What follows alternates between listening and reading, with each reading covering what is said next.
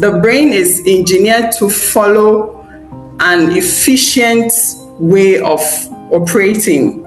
So it has to cut off the pathways that are not very useful because they are not being used consistently, so that the brain can work effectively, making use of the stronger pathways so that information can reach the regions it has to reach faster. And this process is called synaptic pruning. And so we'll look at our first video of the day, which helps us understand synaptic pruning and how we can make sure that we repeat the desired experiences that will help the children build or develop the desired skills we want them to have.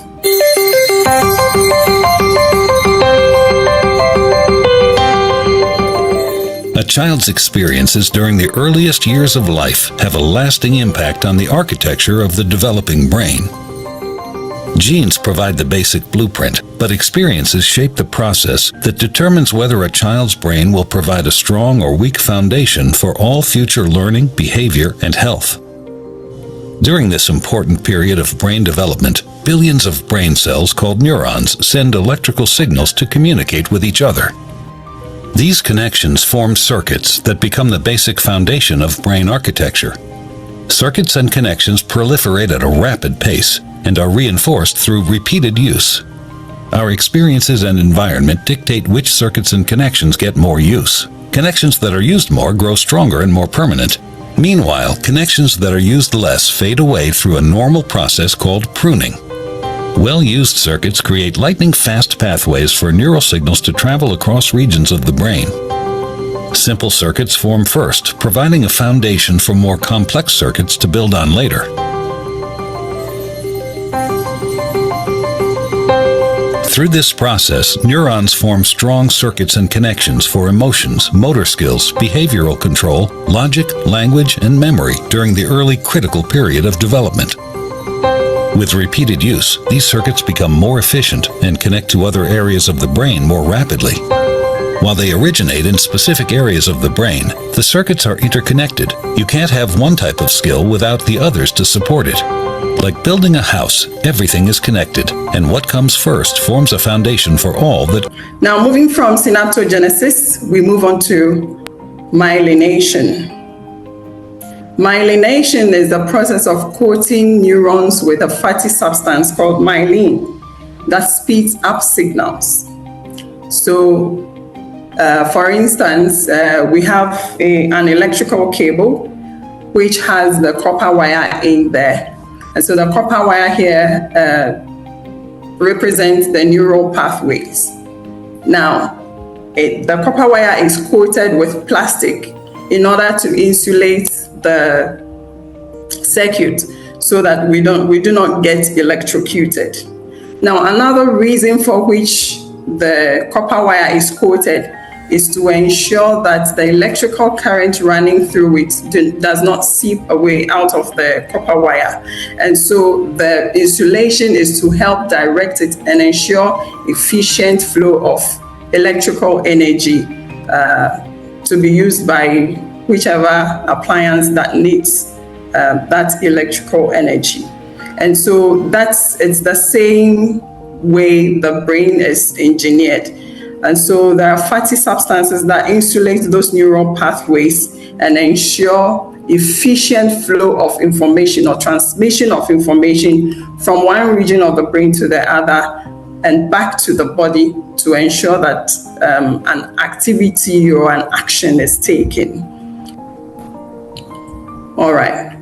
Now, there are major influences on all these processes: the neurogenesis, synaptogenesis, and myelination.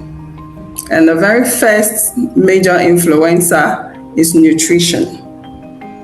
Now, because brain development starts from the embryonic stage during pregnancy, it means that mothers will have to be very deliberate about their diets and what they take in to help with proper or maximum brain development as the children form in the brain. And so the main nutrients needed for brain development, first of all, is iron. And then we have healthy fats and then proteins. Now for iron, there are a number of them we have available. And these ones are very rich in iron. For instance, clamfish, which is what the Ada people call afani or adode. This is very high in iron. And so as an expectant mother, or as we prepare food for our little ones, we will need to include these sources into their diet. There is also sesame seeds, which is also very high in iron. There is pumpkin seeds. We also have cashews, liver, mushrooms, spinach, kontomire, and our very own kwewunsiswa, as well as soy, and many more that we all know about. Now, we need to be very deliberate about our children's nutrition. And so that means we'll have to cut out the ones that will not help with brain development. Now, there is a craze for our children are clamoring for Indomies and pizzas and other things that do not really feed the brain to help with maximum brain development. And so as caregivers, as parents, we need to be very deliberate about what we feed our children, especially when we want them to develop their brains, which will help them build the right foundations for future learning.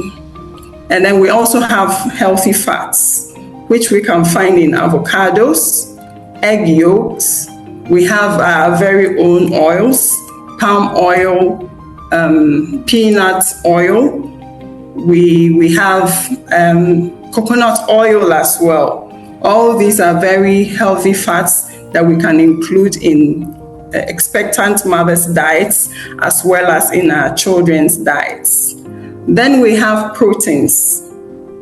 We all know that sources of proteins. We have plant proteins and animal proteins.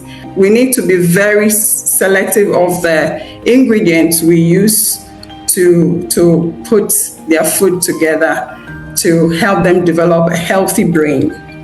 Now, we see a lot of our children going around with, especially when they go to school, they have sweets, they have toffees for snack, soda, drinks, and all these other ones all over. I think because we want the best for our children, we need to be selective of the snacks we give to them to go to school. We can do basic proteins like koshiani meko, or if the pepper will be too spicy, just boiled egg, or we just fry the egg and then give it to them for their snacks. We can also have some pastries or nuts, especially if they don't have any allergies to nuts, some seeds and nuts. And also for their drinks, we can decide to do natural fruit juices and smoothies to help with their healthy brain development. Now, moving away from nutrition, another major influencer is quality sleep, which is very important. Even for adults, we need about 6 to 8 hours uninterrupted sleep.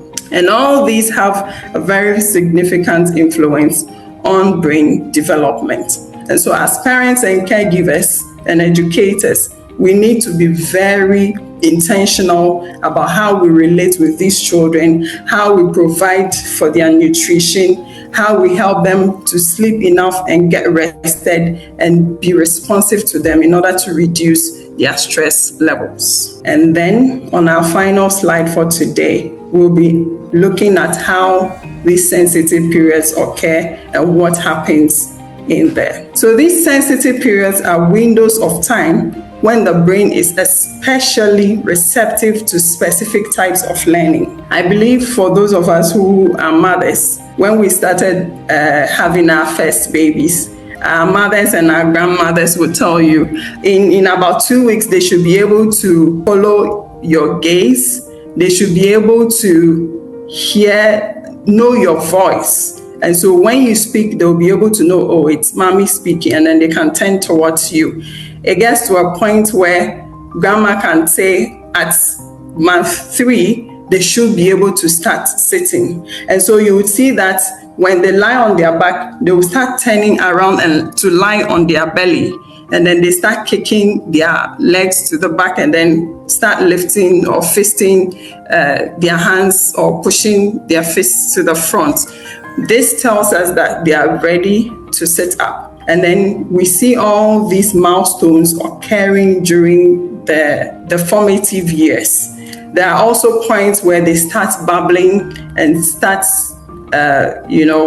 saying, trying to make sounds and say words, expecting us to respond in return. So the milestones are the sensitive periods, and the science tells us that they are the windows of time when the brain is especially receptive to specific types of learning. And all these things that I mentioned are all types of learning. The movement, the following the gaze, following your gaze, and trying to communicating, and all of that are all types of learning. Now, during these periods, the brain forms neural connections more easily for specific skills. And so you realize that, yes, you will need to support them, but you don't need so much effort to put into those specific skills. Now, if these opportunities are missed, learning the same skills later becomes more difficult. So you realize that you need to spend a lot more time. You need to put in so much effort and sometimes even money to provide remedial assistance for them to be able to catch up with the delayed development that occurred. Now, these sensitive periods do not have rigid start or end dates, right? So they run through the childhood, and they also overlap and vary by individual. Sometimes you will hear some families say, our children walk by month 7. And then others too will say, oh, our children turn 1 before they start walking. Sometimes you have girls speaking earlier than boys and all of that. That's the varying sensitive periods based on either genetics or the sex of the child. Start and end dates are not very rigid. So it depends on how frequently the experiences are given to the child to help them finish up or build those skills and master them. Now, as we kept saying, emotional stimulation during these periods is very crucial for optimal development. Yes, that's very important.